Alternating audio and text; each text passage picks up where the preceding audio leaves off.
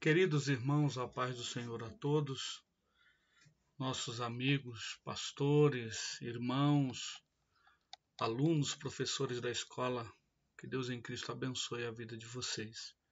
Mais uma aula, agora a lição de número 3, dia 17/10/2021. O nosso tema de hoje é os acontecimentos dos últimos dias. Vamos lá. Temos como fundamento Daniel 12:6, que diz: E ele disse ao homem vestido de linho que estava sobre as águas do rio: Quando será o fim destas maravilhas? Daniel 12:6. Temos como objetivo geral estudar biblicamente sobre os eventos dos tempos vindouros. Objetivos específicos são 3. Primeiro, analisar a visão holística dos cristãos sobre o tempo do fim. Segundo lugar, identificar os eventos que antecedem os tempos do fim e estudar sobre os desfechos escatológicos segundo o plano de Deus. Então, é uma lição, né, de cunho escatológico que nós vamos aqui tratar neste dia. A referência está em Mateus capítulo 24, né, do 1 ao 3. E quando Jesus ia saindo do templo, aproximaram-se dele os seus discípulos para lhe mostrarem a estrutura do templo. Jesus, porém, lhes disse: Não vedes tudo isto? Em verdade vos digo que não ficará aqui pedra sobre pedra que não seja derrubada. E estando assentado no Monte das Oliveiras, chegaram-se a ele os seus discípulos, em particular, dizendo: Dize-nos, quando serão essas coisas? E que sinal haverá da tua vinda e do fim do mundo? Então, irmãos, deu para perceber, né, esse aspecto escatológico da lição, tá ok? E nós vamos tratar aqui desses acontecimentos, né, desses acontecimentos que acontecerão aí no fim dos tempos. Não é tarefa muito fácil falar dos acontecimentos escatológicos, contudo, além da apostasia, né, que é o objeto aqui da nossa lição desse trimestre, os últimos dias, de acordo com a palavra de Deus, serão marcados por vários eventos da natureza na religião e política. Irmãos, isso aqui vai falar muito da chamada cosmovisão, né? O que vem a ser a cosmovisão? A cosmovisão é uma visão ampla em todos os segmentos da humanidade, né? E quando se fala em cosmovisão cristã, é como a conjuntura política, econômica, social, espiritual lidar aí com a palavra de Deus. Então essa visão é uma visão geral em todos os aspectos da humanidade, correto? Então isso é uma visão, uma cosmovisão. 1.1. O primeiro tópico é cosmovisão cristã dos últimos dias. Tópico 1.1. Não podemos confundir as expressões últimos dias e fim do mundo. Se você estudar aí Mateus 24, você não é um texto muito fácil não, tá bom? Mateus 24, quando os discípulos perguntam a Jesus, e Jesus ele responde de uma forma que a certo momento aparenta ele está se referindo, né, fazendo trazendo a sua resposta sobre a destruição do templo em Jerusalém, né, que isso se cumpriu, né, com o imperador Tito, né, que a qual mandou cavar os fundamentos ali de toda a cidade, né? Então isso se cumpriu assim literalmente, né, dentro da história. Então as grandes discussões teológicas se falam realmente, né, de algo escatológico ou se realmente está falando só de Jerusalém, a qual foi destruída, né? O templo que foi destruído. Então, mas nós entendemos que são as duas coisas, na verdade. Ele tanto fala do templo, né? E tanto também fala das coisas vindouras, dos sinais que iriam acontecer nos últimos dias. Então, não podemos confundir a expressão últimos dias com o fim do mundo, né? Últimos dias está ligado com acontecimentos gerais que caracterizarão a humanidade antes da consumação do século. Ou seja, os últimos dias são sinais, né, que acontecerão, sinais gerais, né? E a consumação do século é a última coisa que acontecerá em relação à humanidade. Vamos dizer lá, é o checkmate, né? É o acontecimento final. Ok? Então, últimos dias é a mesma coisa que consumação dos séculos? Não, não é a mesma coisa. Tá ok? Vamos prosseguindo. A cosmovisão cristã dos últimos dias. A postura dos cristãos nos últimos dias. Como deve ser a nossa postura, irmãos? Como muitos têm feito, deixado de congregar, muitos têm, não, eu estou bem em casa, estou assistindo vídeos no YouTube. Será que é isso a postura nesses últimos dias? Sabemos que não, né? A nossa lição aponta duas posturas que nós devamos assumir nesses últimos dias. Primeiro, oração. Um dia desse chegou alguém lá na congregação a qual eu pastorei e perguntou, a gente em campanha de oração, aí dobramos os joelhos, e depois a pessoa perguntou, falou, ué, essa igreja aqui ainda ora de joelho? E eu não fiquei sem entender, né? Eu falei, qual é a igreja que não ora, meu Deus? E a gente fica preocupado, né? Como é que estão essas igrejas por aí. Então Jesus recomendou, vigiai e orai, Mateus 26. Né? E outro aspecto, outra postura é a vigilância. Vigiar é ficar atento e de prontidão, diligente, cauteloso, pois temos um inimigo pronto para nos destruir. Irmão, não adianta. Se vacilar, o inimigo derruba. Pode ser pastor, doutor em divindades, bispo, pode ser o que for. Tá? Se der lugar, o inimigo está em derredor, ele rugindo como leão, procurando a quem possa tragar. Tá ok? Então não vacila. Tá? Uma coisa está ligada à outra na vida eclesiástica. Oração e vigilância. Eu fui pregar numa igreja e me deram uma chave grande de papelão, né, brilhante, e revestiram ela com papel laminado e foi aquela coisa toda. E me deram uma chavona de papelão, grandona. E eu olhei para aquela chave e o pastor falou, é a chave da vitória.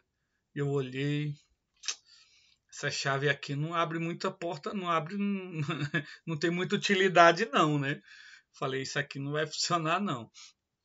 E eu pensando, né? Porque a chave da vitória é a oração, é a vigilância. Né? Então, a oração e a vigilância sempre estão juntos. Não adianta só orar e também não adianta só vigiar. Né? Tem que ser um conjunto aí das duas coisas. Olha essa frase.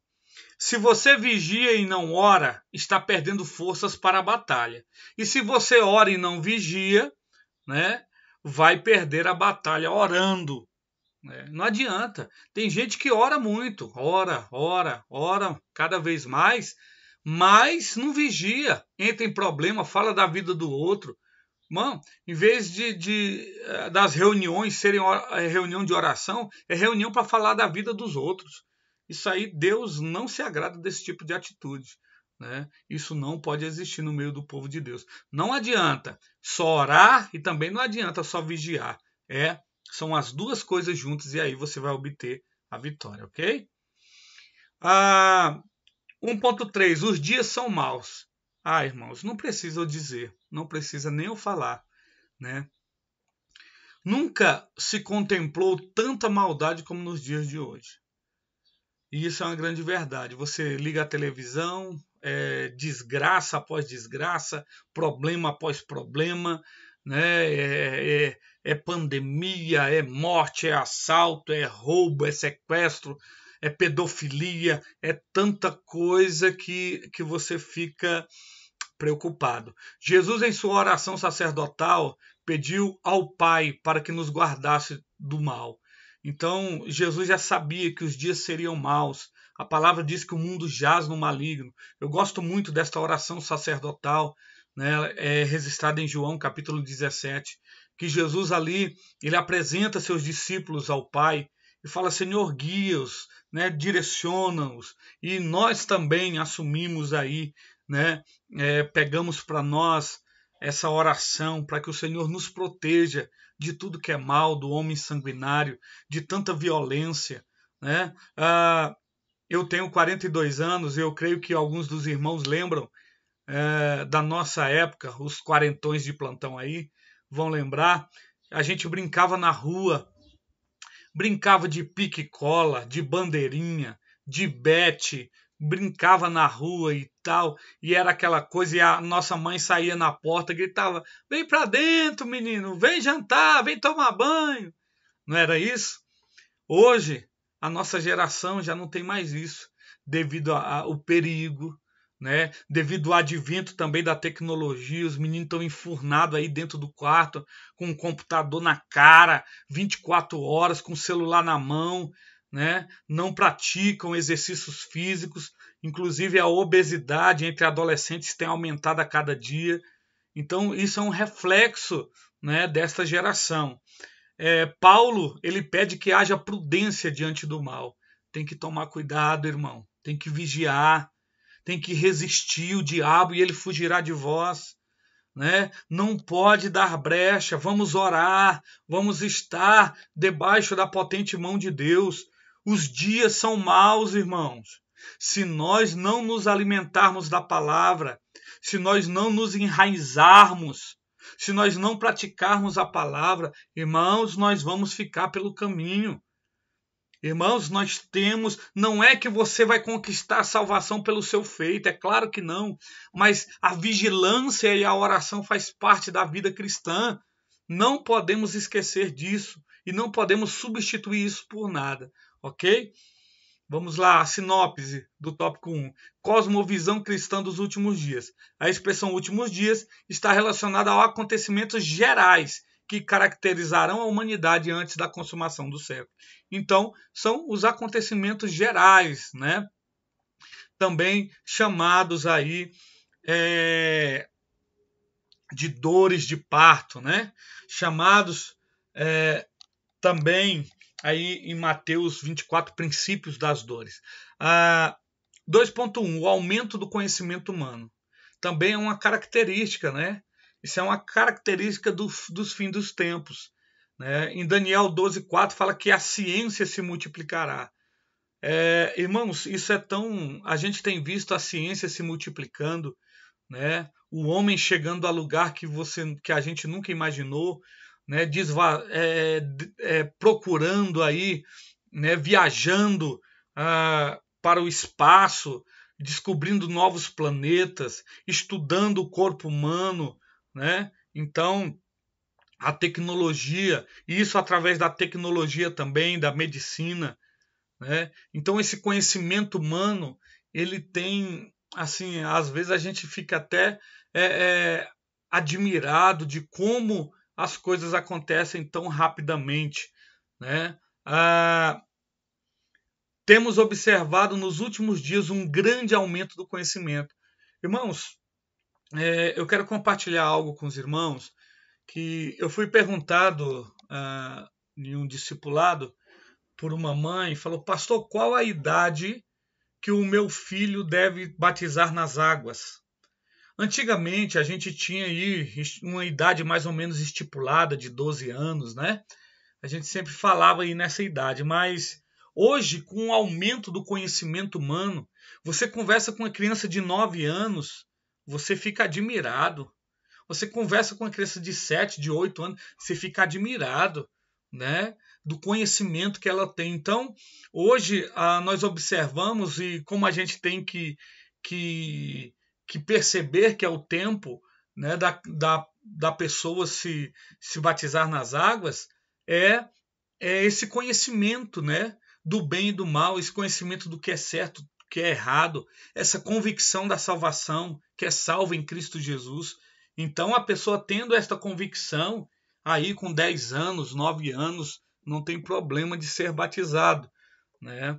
Não é uma criança inocente, é diferente, tá?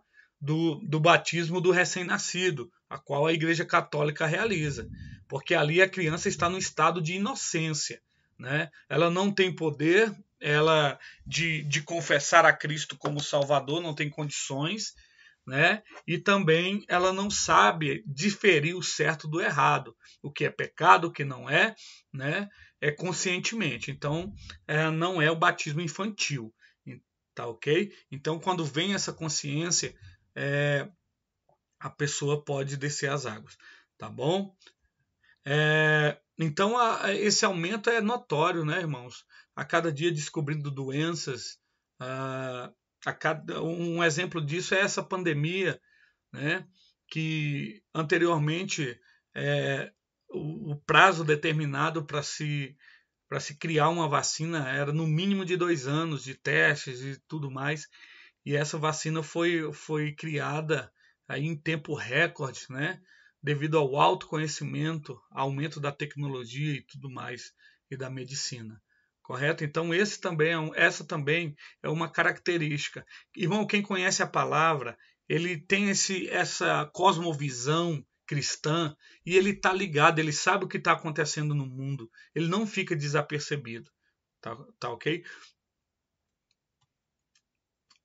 Os eventos que marcarão os últimos dias, tópico 2. Tempos difíceis, apostasia, já falamos, né, que a rebeldia leva à apostasia. Paulo alerta, 2 Timóteo 3, 1 a 5. Isso aqui é uns versos muito, né, específicos que fala sobre isso. Ó o alerta que Paulo nos traz. Sabe, porém, isto, que nos últimos dias sobrevirão tempos trabalhosos. Porque haverá homens o quê? Amantes de si mesmo. Olha isso, irmãos. Homens amantes de si mesmo. Ó, amantes de si mesmo. Amantes de si mesmo. Mas o quê? Avarentos. Será que tem isso hoje em dia? É o que mais tem. Presunçosos também. Soberbos é o que mais tem espalhado para tudo que é lugar. Blasfemos, basta ligar a TV e assistir alguns programas ditos evangélicos que você vai ver. Desobedientes a pais e mães, né? Foi feita uma pesquisa nos Estados Unidos e 70% aliás, 70 não, 57% dos adolescentes falaram que odeiam o pai e a mãe. Olha que coisa. Ingratos, profanos. É tudo isso que a gente está vivendo ou não, irmãos? Sem afeto natural, irreconciliáveis, mas o que? Caluniadores, incontinentes, cruéis, sem amor para com os bons. Mas o que? Traidores, obstinados, mais o que? Orgulhosos, mais amigos dos deleites do que amigos de Deus. Tendo aparência de piedade, mas negando a eficácia dela. Deste afasta-te. Oh, meus irmãos, onde a igreja está indo, a que rumo está tomando? Quantos homens têm tomado esses adjetivos para si? Amantes de si mesmos, soberbos, avarentos, presunçosos. Às vezes está numa igreja grande e, né, sobe ao coração. Eu sou o pastor. Eu que mando. Eu que sou. Oh, irmãos, Deus não trabalha dessa forma. A Bíblia diz que ele abate o soberbo e ele exalta o humilde. Seja humilde, trabalhe com humildade, com uma única visão do reino dos céus. Nunca se venda por dinheiro. né? Nunca esconda os erros, os pecados, não aceite o pecado dentro da igreja, né? Sendo comprado por valores de dízimo. Não, o irmão ali tem um dízimo bom, se eu disciplinar ele, ele vai sair da igreja. Irmãos, não aceitem o pecado dentro da igreja. Cuide da noiva do Cordeiro. Nós iremos prestar conta diante do Senhor, né, da vida dessas pessoas. Então, tome muito cuidado em nome de Jesus. É o tempo difícil, nunca foi tão difícil pastorear como os tempos de hoje. Mas se nós estivermos debaixo da vontade do Senhor, Ele nos dará graça e nós teremos êxito em nosso ministério, correto? E tem como vencer esses tempos em Cristo Jesus, esses tempos difíceis. A oposição à obra de Cristo. A primeira epístola de João fala: muito se tem feito anticristo. Preste bem atenção. Essa nomenclatura que muitos têm feito, isso aqui não está se referindo ao verdadeiro anticristo. Mas olha o contexto que está falando que muito se tem feito. Então as pessoas se têm feito o anticristo. Não é o anticristo, né, que a Bíblia menciona que virá. Mas você entende isso quando essa palavra de adversidade, esse início de palavra anti, quer dizer contra. Então, anticristo é contra Cristo. Então, muitos têm ido contra Cristo. Muitos se têm feito anticristo, né? Então, em João 4, 1 a 3 também fala do espírito do anticristo. Então é tudo que todo espírito que vai contra a palavra, todo espírito que vai contra os ensinamentos de Cristo. Nunca se viu tantos ataques aos ensinamentos de Cristo. Lançaram já várias Bíblias, e a última agora foi a Bíblia inclusiva, né? Onde retiraram aí, onde adulteraram, tirando tudo que fala contra o homossexualismo, né? Adulteraram a Bíblia, né? E o sincretismo religioso também. Vimos aí alguns pastores evangélicos envolvidos, né, já no primeiro passo desse sincretismo religioso, o homossexualismo ganhando espaço, né, dentro das instituições religiosas. E isso é preocupante, irmãos. Aonde vai chegar um tempo, eu sei que nós estamos vivendo o cumprimento da palavra, né? Mas nós não podemos omitir a palavra. Nós amamos os homossexuais. As portas das nossas igrejas estão abertas para os homossexuais, para as prostitutas, para os ladrões. As portas estão abertas, mas nós não podemos ser condizentes com essa prática. A Bíblia não nos permite. A Bíblia não nos permite, a própria palavra de Deus nos orienta que convém mais obedecer a Deus ou aos homens. Então vamos ficar com a palavra de Deus, não vamos negociar a palavra de Deus, tá bom? Então a violência, né? Hoje em dia, como está perigoso, a gente sai de casa já fica com medo, né? E tanta coisa acontecendo, tanta violência, e a gente fica assustado. Então, tudo isso tem se levantado com oposição à obra de Cristo. E eu vou falar para os irmãos, vai piorar, tá? Vai piorar. Pastor, você está sendo pessimista? Tô não. Eu sei que a palavra de Deus se cumpre, irmãos. Eles vão achar uma maneira de se opor ainda mais à obra do Senhor, à palavra de Deus. E isso a gente tem visto no cenário político, nos projetos de lei, as pessoas tentando aprovar coisas que vão contrário à família, né, para destruir esse formato padrão da família cristã, né? Então tudo isso tem acontecido e vai acontecer ainda mais, né? Eu creio que aí para frente já estão vendo, estão tentando aí já colocar imposto sobre a igreja e tantas outras coisas. Irmão, a igreja ainda vai ser perseguida, porque a Bíblia diz, né? O próprio Jesus disse: ó, perseguiram a mim, perseguirão também a vós. Então, irmãos, vamos se firmar, vamos esperar aí o soar da trombeta, vamos estar preparados, né? Porque essa oposição à obra de Cristo tem acontecido aí a cada momento. 2.4, eventos alusivos à Igreja de Cristo. Tem o derramamento do Espírito Santo. Irmãos, esse derramamento de Joel, capítulo 2, versículo 28, eis que derramarei meu espírito sobre toda a carne. Isso foi a profecia apontando para o dia de Pentecostes. Isso foi cumprido, tá? Isso foi cumprido lá em Atos capítulo 2, ok? E os sinais seguirão ao que crerem. Marcos capítulo 16, versículo 17. Então preste bem atenção. Não é você que segue os sinais, é os sinais que te seguem. Não vá atrás de sinais, não vá atrás. O próprio Jesus falou que nos últimos dias, fala, Cristo está ali, Cristo está lá, e todo mundo vão seguir aí a falsas doutrinas. Então tome cuidado, né? Não é você que segue os sinais, é os sinais que te seguem. Seja fiel ao Senhor, que os sinais estarão acontecendo na sua vida.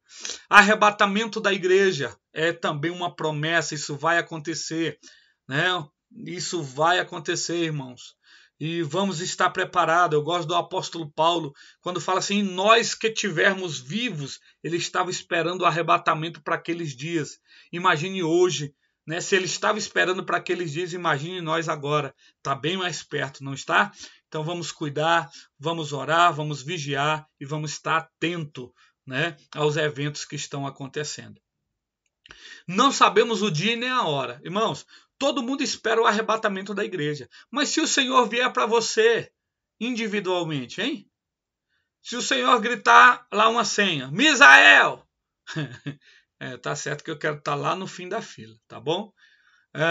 Misael, mas não tem querer não. Não tem querer não. Na hora que chamou a senha, não adianta, você vai estar lá com ele. O importante é você ter o nome escrito no livro da vida, correto? Não haverá tempo para reconciliação. Quando a trombeta soar, o Senhor arrebatar a igreja, não vai dar tempo. Então, Senhor, espere um pouquinho que eu vou pedir perdão para a irmã Maria, que eu... Não vai dar tempo. Não, vou liberar um perdão. Não vai dar tempo. Será em um abrir e fechar de olhos. Vai ser rápido. Então vamos estar preparados hoje. Vamos estar preparados agora. Vamos estar preparados nesse exato momento para que a gente possa encontrar com o nosso Salvador. Amém, irmãos? Fechando a sinopse 2. Eventos que marcarão os últimos dias. Face às características dos últimos dias, o cristão deve adotar a postura de constante vigilância e oração, como recomendou Jesus em Mateus 26. O dicionário bíblico diz que vigiar é estar atento, precavido, diligente e cauteloso. Vigia, crente, vigia, irmão. Terceiro e último tópico, o desfecho dos últimos dias. A soberania de Deus. Nada mudará o plano de Deus em relação aos últimos dias. Aí você pode orar, Senhor, não volta não, Senhor, não volta não. Pelo contrário, a Bíblia manda a gente clamar para que o Senhor, Maranata, Senhor Jesus, né? Nem o homem pode impedir, nem o inimigo das nossas almas pode impedir os planos de Deus, a soberania de Deus. Ele controla todas as coisas à luz de 1 Crônicas 29:11. Então aqui temos aqui os 3 atributos de Deus. Ele é onisciente, ele é onipresente, ele é onipotente. Então o Senhor, ele sabe todas as coisas. O Senhor, ele tem poder sobre o infinito, sobre todas as coisas. E ele é o único que está em todos os lugares. Então, aquilo que o Senhor planejou para os últimos dias, ninguém pode atrapalhar os planos de Deus. Tá certo? Vai acontecer. A palavra vai se cumprir. Quer você queira, quer você concorde ou não. A palavra vai se cumprir. Eu vejo muitas pessoas falando, o melhor de Deus ainda está por vir, vai melhorar, vai não sei o quê. Irmãos, eu não sei disso não. Porque a Bíblia, ela nos encaminha e fala dos últimos acontecimentos. E nós vemos a palavra de Deus se cumprindo. Nós não temos muito tempo. Os campos já estão brancos para a colheita. Os ceifeiros ainda são poucos. A Bíblia diz, é uma coisa que eu tenho orado, irmão, do meu coração, que eu tenho orado a Deus. Senhor, envia mais ceifeiros para a tua seara. Eu tenho orado, eu tenho buscado de Deus nesse sentido. Porque a Bíblia fala que a gente tem que rogar ao Senhor da seara para que envie mais ceifeiros. 3.2. Jesus nos advertiu em Marcos 33:3. Jesus deixa 3 recomendações. Primeiro, ele fala: olhai. Olhar para onde, pastor Misael? Olha para Jesus.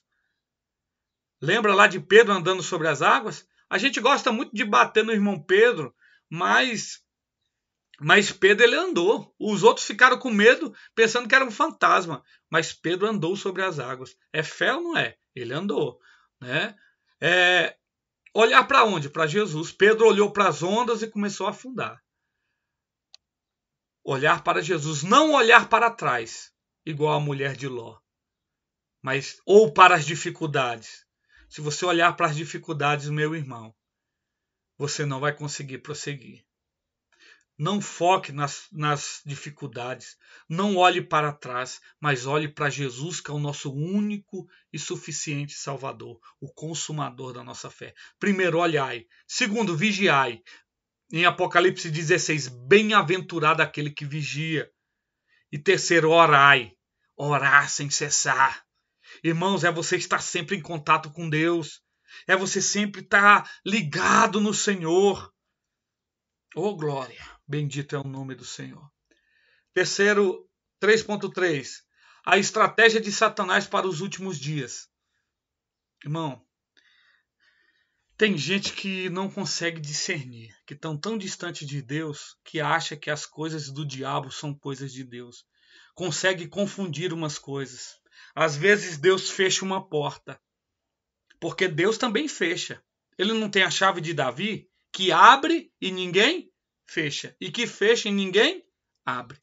Deus também fecha a porta. E eu vou falar uma coisa para você, o inimigo também abre porta, tá? O inimigo também, ele abre porta para te enganar.